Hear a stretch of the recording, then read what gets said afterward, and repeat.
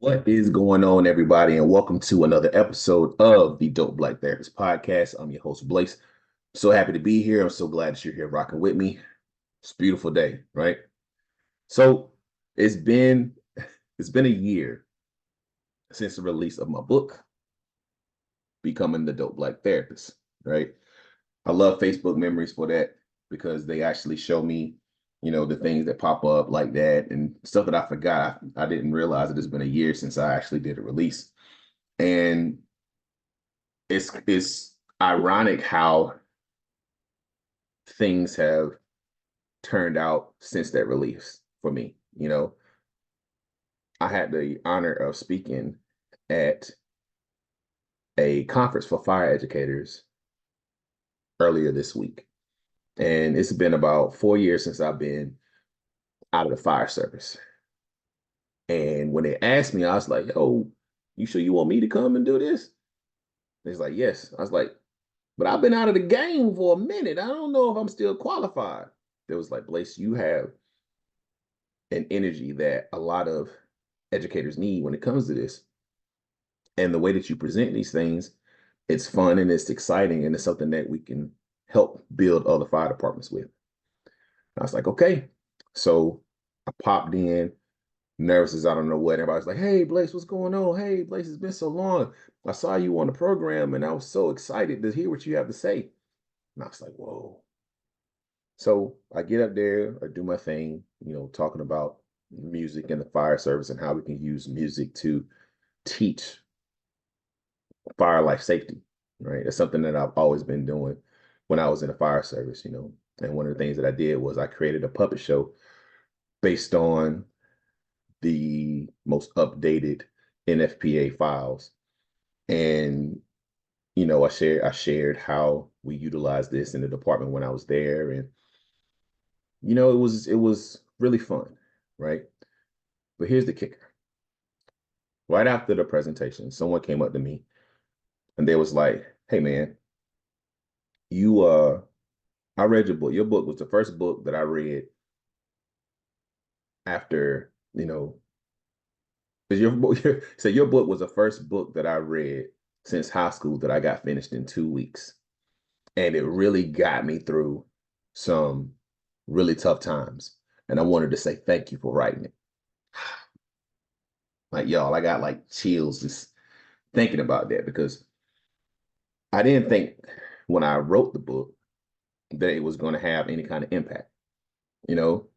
And I wrote it just as a way for me to get through my shit and all the shit that I was dealing with. And my hope was to see that somebody would relate to it. I just didn't think that it would go that far, you know? And to have him come up to me afterwards, it was like, wow, this I'm I'm I'm doing something. I'm doing something. I'm making some kind of impact, even though it's not fire related. But now you think about this though, and I started thinking about this as I processed, him saying that my book helped him, through some tough times. And it got me to thinking about why I got into mental health in the first place.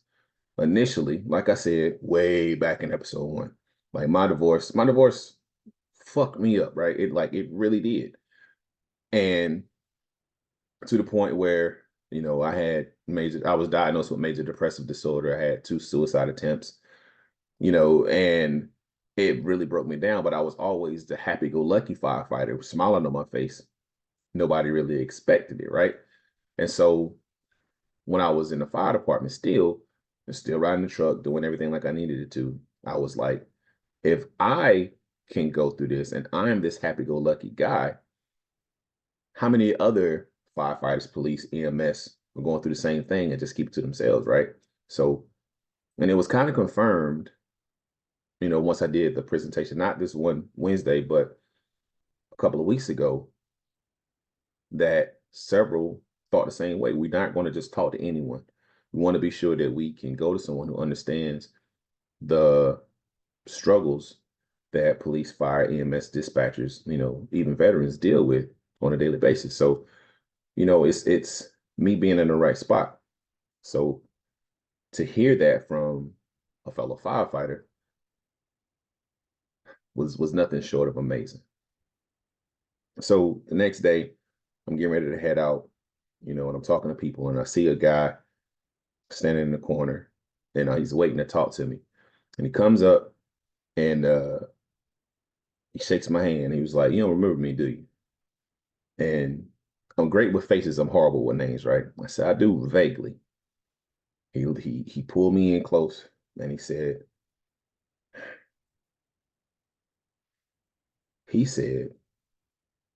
"You kept me from hurting myself last year." Not last year, a few years ago. He said, "You kept me from hurting myself a few years ago by telling your story." Y'all, I, I can't really explain the importance of that statement and what it does. You know,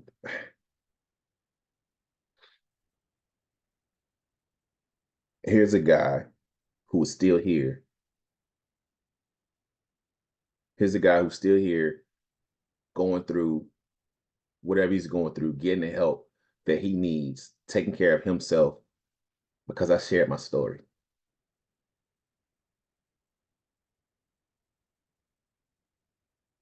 It's like, I don't know, man. It's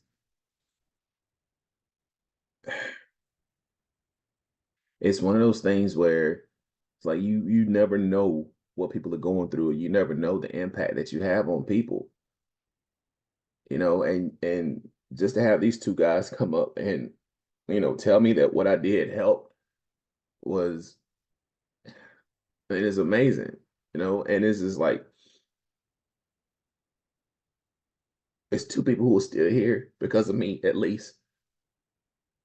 Now imagine the people in your life who are still here because of you, because of something that you did for them, something that you shared with them, something that something that something that you did help them stay here, you know? And then the people who think about those who don't say anything because they don't want to admit that that was going on, but something that you did helped them.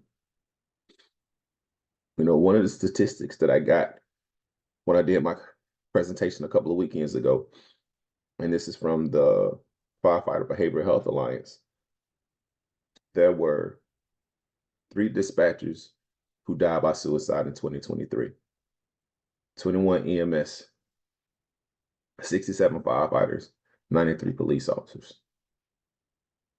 in 2023 alone.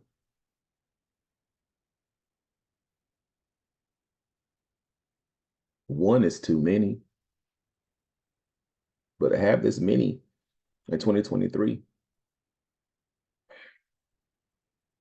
it's like we gotta break the stigma, yo. We have to. We have to make it okay for us to talk to other people about what's going on with us. It's not a sign of weakness. It's not. One of the biggest things that I hear is like, I'm worried about what it's gonna make me look like. Ain't nobody gonna know you're there unless you tell them. Confidentiality keeps me from talking about anything or anyone that I see, you know?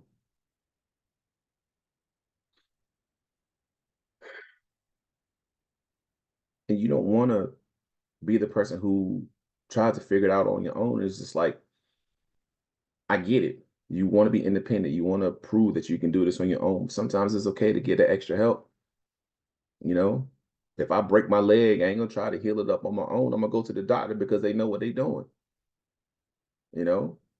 But if I'm dealing with depression, if I'm dealing with anxiety, if I'm dealing with stress, I'm dealing with anger, I'm dealing with addictions, I'm dealing with all of these different types of things, I wanted to and talk to somebody who actually knows what they're doing so I can get better.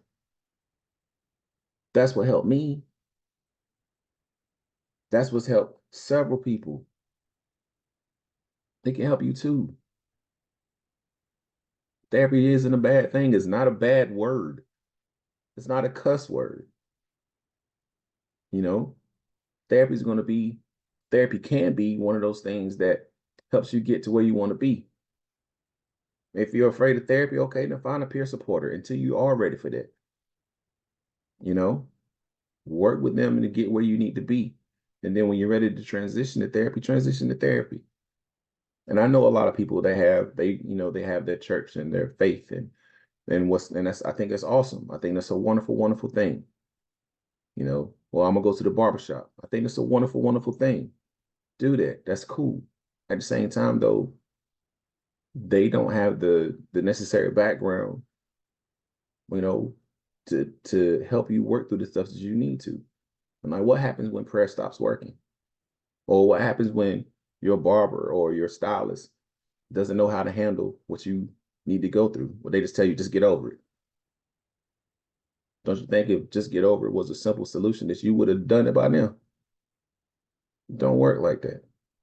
You know, it doesn't have to be a bad thing. It doesn't have to be a bad thing to go and talk to someone, especially someone who's unbiased, who knows, who has the skills to help you get to where you need to be. I am extremely happy to be able to help as many people as I do. I'm extremely happy to be able to help people get the help that they need, even if it's not from me. I'm glad that I was brave enough to ask for help. I'm glad that I was strong enough to ask for help.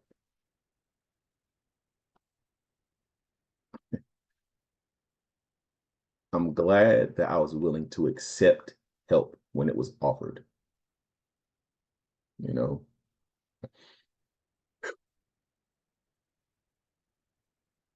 it's okay to not be okay, y'all. You know, it's okay to not be okay. It's all right to talk to people if you need it. It's all right to